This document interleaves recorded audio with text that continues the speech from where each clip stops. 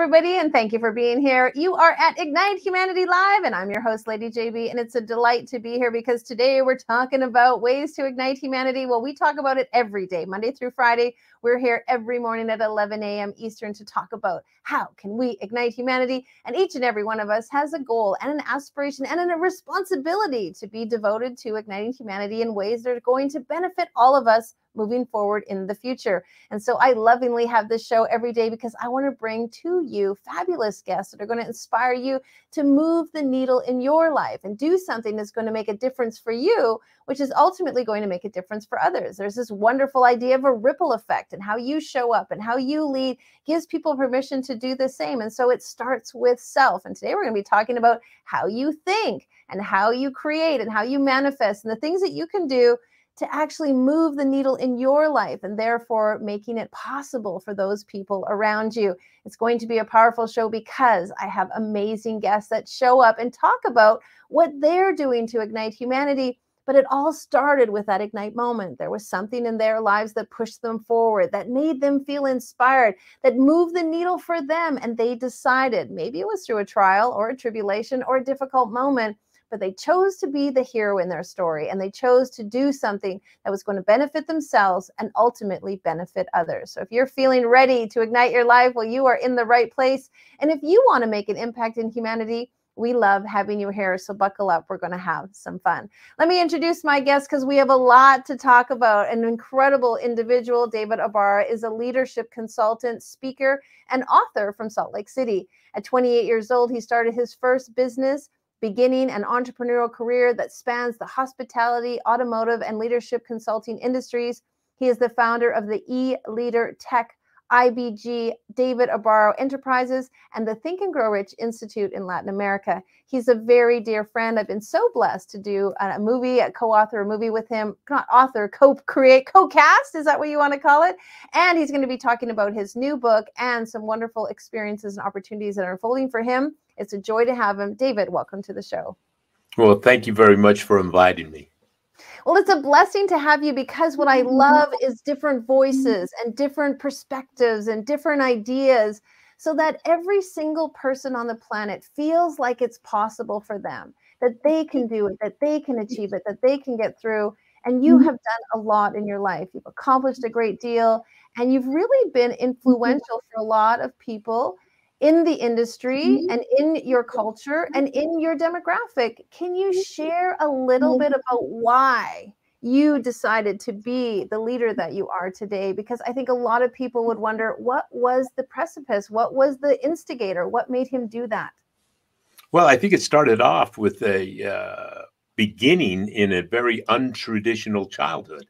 You know, my father's from Oaxaca, Mexico, came to the United States of America to work in the fields in a program that bring workers from Mexico in to replace young men that were off to war in the 1945, 50-ish.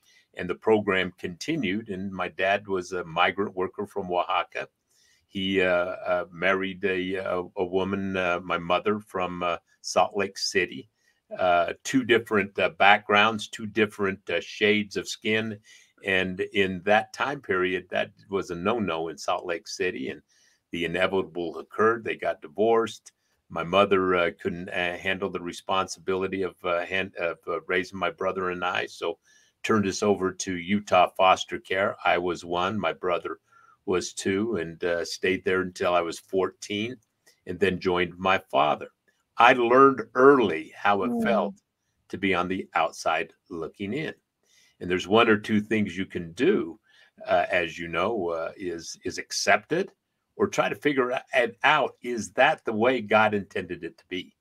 And I believe that everybody should have a place at the table and a setting at the table. And from my earliest thoughts, I was figuring out how is it that I was going to overcome? How is it I was going to make change? And the things that I learned, I decided that it was my mission to share that with everyone, that everybody needs to feel and look at life through the prism of a positive state of mind, rather than the prism of a negative state of mind that that validates you can't, and the other validates you can. And so that's the work I'm in. Such a beautiful story, because I think there are many people watching and listening who could say, my parents were divorced. I grew up in a mixed family. I didn't feel like I fit in. Maybe I went through foster care or an opportunity where my family wasn't around me. There are so many individuals who've had a similar circumstances. You've had many, they maybe just had one. But what I love about your story is you took all of those circumstances and you used them in a way that has benefited you and then ultimately benefited others. I mean, I've seen the work that you've done. I've listened to many things that you're a part of, and you really care about other people. You really care about the well-being of others. Was there something that was taught to you to feel that way? Was that ingrained in you? Did you see that? How can we instill that in other people, that desire to help others? Well, I will tell you is that for sure, nobody gets to a level of success by themselves. Nobody has all the skills, talents alone to achieve what they want. I happen to be fortunate at 18 years old. I was a very talented football player, American football, and I was headed for a college and for certain a scholarship. And then I got hurt with a knee operation and then a second one, and that was gone. And I was ill prepared. I hadn't paid attention in school. I was not a good student, and I had to ask myself, why did this happen for me? And I got early on, I used to always say, why did this happen to me? And then I learned nothing happens to you. It happens for you if you're willing to look for the equivalent or equal benefit of whatever occurred. And so in my case, I thought this was a disaster. I went off and decided to go to a junior college, a community college in Sacramento, California. I was studying hard and I didn't have enough money to pay my rent. I was on my own, and I got a job as a dishwasher at a Farrell's ice cream parlor restaurant. And I thought that would be the most insignificant thing in my life. And as it turned out, it was the most significant thing that ever happened to me in my entire life. I met the owner, Bob Farrell. He told me that he was going to introduce me to somebody I had not met yet. And it was the other me. Oh, wow. And I looked at him like, okay, I thought he was a little weird. But he said that he saw something in me and that he would be willing to be my mentor. He owned 25 restaurants. He came to Sacramento every 2 months. He said if I would read this book, and he handed me a book, it was Think and Grow Rich, 3 times, and highlight the things I didn't understand or I'd like to discuss, that he would become my personal mentor and help me achieve whatever it is I wanted in life. I read the book. He became my mentor, and I went from dishwasher to restaurant owner 10 years later through the guidance and mentoring of Mr. Farrell. And he remained my mentor until he passed. And for that, he told me when I achieved what I wanted, and that was to get my own business, he would ask me for payment. And I asked him, well, what would the payment be? And he says, I can't tell you until you achieve it. So the day I bought the franchise, became the youngest franchise owner with Farrell's Ice Cream Parlor Restaurants, which was a division of Marriott. He told me what it was. He said, now you owe me. And I thought I had just spent all my money getting it. I don't have any left, but certainly a debt is a debt. Tell me, sir, what it is I owe you, and I'll gladly pay. And he told me that I had to carve out one evening of the week and give what I learned to others at no cost, with no gain. And he called it time tithing. So I've been time tithing and helping others achieve the things that I have achieved by studying and becoming a disciple of Dr. Hill's work, released in Think and Grow Rich. And I've written my own book based on those principles, Stop Drifting. and just finished a book, Live Ready, Beyond Think and Grow Rich, that modernizes the principles, reorders them, and I explained them in my voice and in a more modern way. I'm so excited for your new book because I'm a big proponent of the Think and Grow Rich principles. I love the teachings of Napoleon Hill, but I also love what you just said, time tithing. Folks, we always talk about ways that we can ignite humanity. We talk about ways that it doesn't cost anything. We talk about ways that this show could literally end. You could get up from where you're sitting and go and do it. And time tithing is a huge one. I just want you to awaken, because Tuesday is all about awakening, to the fact that you have the ability with no cost, but with big results, to time tithe and support someone else. David, such a beautiful story. Let me ask you again, when he told you that was your dad, what was your first thoughts? Well, the first thought was it fit perfectly into my life purpose. I, in my 30s, later grew that. And I knew that I was here. My purpose on earth was to experience the things that I had, to overcome adversity by simply viewing it as an adjustment period. It's not a failure. It's not a defeat. It's simply an opportunity to gain experience and wisdom. And from that grew my life purpose is to work with employed adults that wake up on Mondays, and many go to jobs they don't like, slowly suffocating in unhappiness, committing spiritual suicide, and that I am here to intervene, help them gain control of their thought when at work, so they can be a better parent, a better partner, a better neighbor. And we can change one neighborhood at one household, one neighborhood at a time, 2 or 3 neighborhoods, a city, 3 or 4 cities, a state. And I think that there's so much negative right now in this world that if we don't do things like you're doing and that I'm doing, as far as helping people understand the one gift that God gave all of us was the power of our thought, that we control whether it is positive or whether it's negative. And I choose to live my life motivated from joy emotions and not fear emotions. Folks, if you are listening, it's a very good point, because you may feel like you're going to work and you may feel like you're, enduring something you absolutely don't want to do. And if that be the case, exactly what David said is something that you can do very quickly, very easily, to make sure that you shift the needle right now.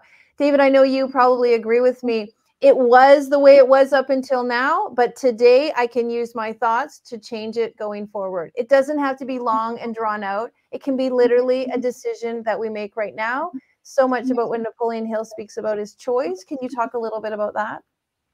Well, when I get folks that come in and talk to me, whether it's on the business side, which we're in the performance improvement and consulting, we spend time with a lot of companies, or the individual side on time tithing, or if it's given a speech at a university that I love talking to students, I talk about that until you are able to handle the pivot to a positive state of mind, you'll never be able to find purpose. And once you find purpose, then everything begins. And third, identify what your talent is, what your talent is not, and understand nobody has all the talents to achieve what they want on their own. So it's about developing a specialized talent team. And then nothing happens until an action is put into motion, followed by another one and another one and another one, with the faith that those actions will get you to where you want to go, your desired end result. And then developing a readiness mindset where every morning you do a 10-minute exercise, seeding your subconscious to achieve whatever it is you want. You do those 5 principles and you get the next 10 of what was Napoleon Hill's principles of success. A pleasing personality will be automatic. Mm-hmm. Adjustment will, adversity will be viewed as an adjustment. You will look at wanting to take care of yourself and experience the most and have a sound health regimen. And your spending or utilization of time and money becomes easy because you're on target executing the things to get you what you want. And the last principle is cosmic habit form, which I call the promise that everything is a pattern. And bad patterns, bad habits bring penalties. Good patterns bring rewards. And that is the entire lesson that Dr. Hill tried to convey to the world. I'm just wanting to do it simpler. Yeah, and I love that you put it into those simple terms, because as you were saying them, I was like, yeah, that makes sense. Yes, let's do that. Yeah, let's talk about that some more. Let's read that. Are those the things that you put into the new book? Those are the 10 chapters. Wonderful. Fantastic. Tell me I was intrigued with chapter 6, overcoming adversity, or adversity is actually not an obstacle. It's an incentive, an adjustment. Talk a little bit about that, because I think a lot of people are feeling adversity right now. A lot of people are going back to what you said, things are being done to me, things are happening to me. Adversity is the power of adjustment. Well, when we look at setting your purpose and determining what you want, creating a action path to get there, we get surprised when we come up with an obstacle. Well, an obstacle is simply a mile marker. You can't see everything that's in front of you from point A to point Z. So when you get to an obstacle, an adversity, I get excited. That means I'm getting closer. It is simply an adjustment. And every time I come in front of an adversity, I know I'm gaining experience and I'm gaining wisdom. Experience and wisdom never gets old. It took me a long time to get good at what I'm doing because I had to experience a lot of adversity, but it's just an adjustment.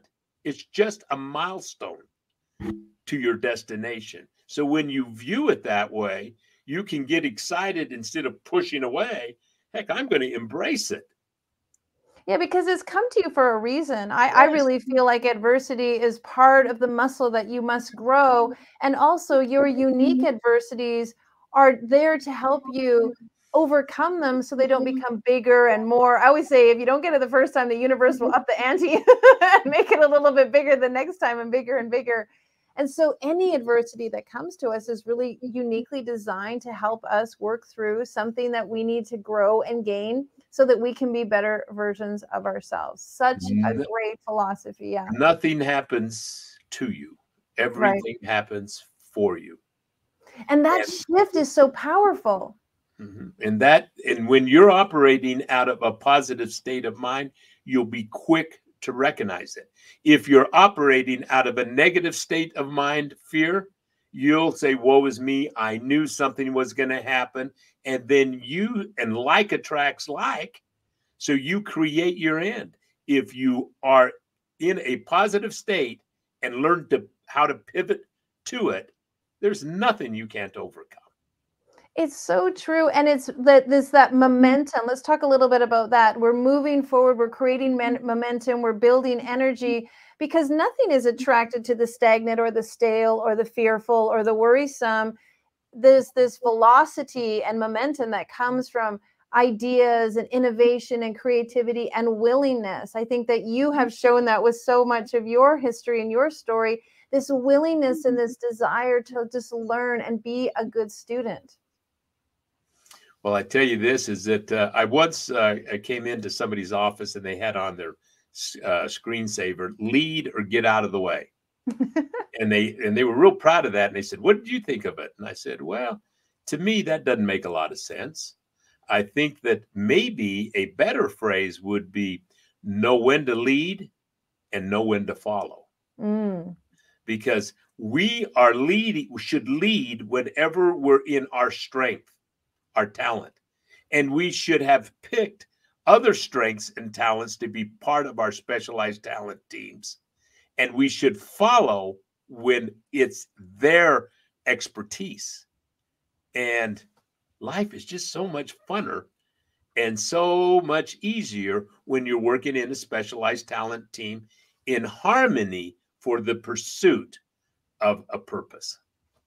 Yeah, I always have a fun saying. I always ask people, so what's your zone of genius? And they're always a bit taken back by it, but then they go like, well, I really love to, or I'm really good at. And it's so wonderful to listen to what people's zone of genius is, because you're right, you can create this specialized team. And for listeners, your family is your team, your kids are your team, your neighbors are your team, your community, humanity, society, they also work in favor to create a team so that your city works and your schools work and all of those work. David, we have a few more minutes. What I'd love to ask you is there something today about awakening that you feel you could awaken in a listener that maybe has really been struggling for the last little while?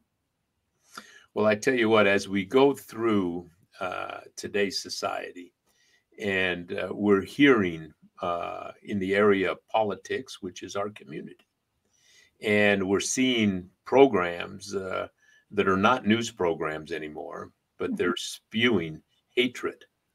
And you have to be the protector of what gets in your head. And a thought can come flying in, and you have to check it. Is it accurate?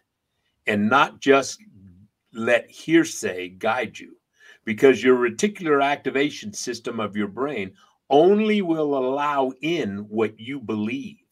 Careful what you put in it, because if you don't, we're beginning to become apart and divided as a world, not just a nation, whether it's Canada, whether it's the United States, whether it's Mexico. And this is going to take effort to move us to a positive state of mind society that's inclusive, and that we ought to be able to talk calmly about anything, whether it's religion, whether it's politics, whether it's money. The three things we were told not to ever talk about should be the three things we're always talking about, Right. and understanding and growing from. I think we all, in those areas, we all want to ignite each other to have different opinions and have different beliefs and have unique beliefs, but support everyone in having their dreams come true, having the money and wealth that they need to share with others, having the ability to practice their faith in a way that feels good for them. I think that is part of igniting humanity, is that inclusion and acceptance that you speak about. I'd also like to ask you if you could maybe give somebody one suggestion that they could, when this show is over, they could get up and do that could just start this ball rolling, this momentum happening. Do you have your favorite go-to thing that you like to do every day? Well, every day when I wake up, I make my bed. That's my first accomplishment, the activity of making my bed. I do 50 push-ups, 50 sit-ups, brush my teeth, I shave, and then while I'm showering, I have a audio that I'm listening to, whether it's Think and Grow Rich, one of my own books, a podcast. I'm going to seed my head with positivity, because once it's seeded, it'll go the rest of the day on its own. But I'm never going to get up hitting the snooze button. Oh, I got to get up. I want to get up. And then I'm going to read my mission statement out loud with enthusiasm. I'm going to look at my calendar. Who am I meeting with? What are they expecting from me? They're investing their time and their money with me. I ought to deliver. And then 2 hours, find something you can give without getting anything back. Such an important one. Talk about that for a few more seconds. One of the principles of Igniting Humanity, I've created 7 principles. The last one is give first and offer all you can, which feeds right into that. You want to give first. You don't have to wait to give first. And then you don't have to give everything, but offer all you can. Don't just give a little bit. Don't just give a little crumb. Give all you can, because what you give, the amount that you give, the energy that you give is what you get back. Can you share a little bit about that? One is that I'm heavily invested in the education of our youth, particularly from the Latino community, which, I came from and am a part of. I put 138 kids through college. That's good. But your time tithing is even stronger. 2 hours every day should be giving to somebody without expecting any pay or anything in return. What you'll get is far stronger than that. But when somebody comes through that door and they interrupt me, Mr. Ibarra, and you start wanting to get irritated, remember the courage it took for them to ask. Mm-hmm. Can I ask for your help? Now, I'm not going to give them my help that moment, but I'm going to listen. What is you want? Here, take my book, read it 2 times, bring it back to me. We'll talk. That, they do that. Now they're serious. And then they get an hour of my time once a week until we achieve what they want. But move it to a time block that you don't lose your momentum in the things you're responsible to. There's a time block for giving, and absolutely, yes, I will. It's this time on this day. Wonderful. I love it. Well, I'm going to be on your doorstep getting a copy of your book in a couple of weeks. And I so love what you shared. We're going to put up on the screen below your website and for people to connect with you. David, thank you so much. Lots going on. David is also going to be on the Legacy Lounge. So folks, if you want to come to the Legacy Lounge on Thursdays, and we're talking about legacy, leadership, talking about creating a memorable impact on the planet, David is going to be a part of that also. Thank you so much, sir. I can't wait for us to be in person together again and see you in Salt Lake City. You are a joy and a blessing and a gift to the planet. We honor you so much. Lady BJ, thank you so much for having me on your program, and I look forward to seeing you and Peter in Salt Lake.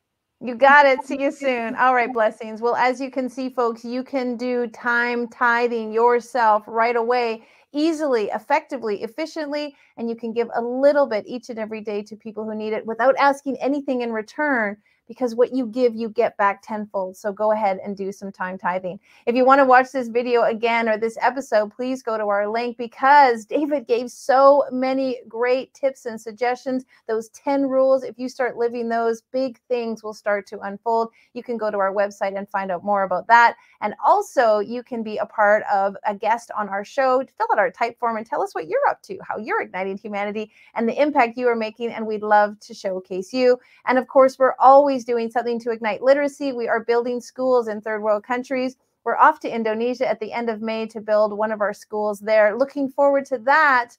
And if you want to be a part of making an impact, every single dollar buys a brick in one of our schools, and we would love to have you donate. All right, blessings and big hugs and kisses to you. We'll see you tomorrow. Take care and have a great ignited day. Now, more than ever, we need to come together to connect with one another.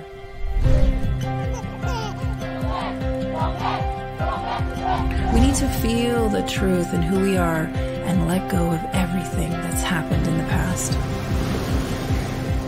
We need to empower every person on the planet and awaken hearts, enliven souls, come together, laugh, play, rejoice, connect, create, and love.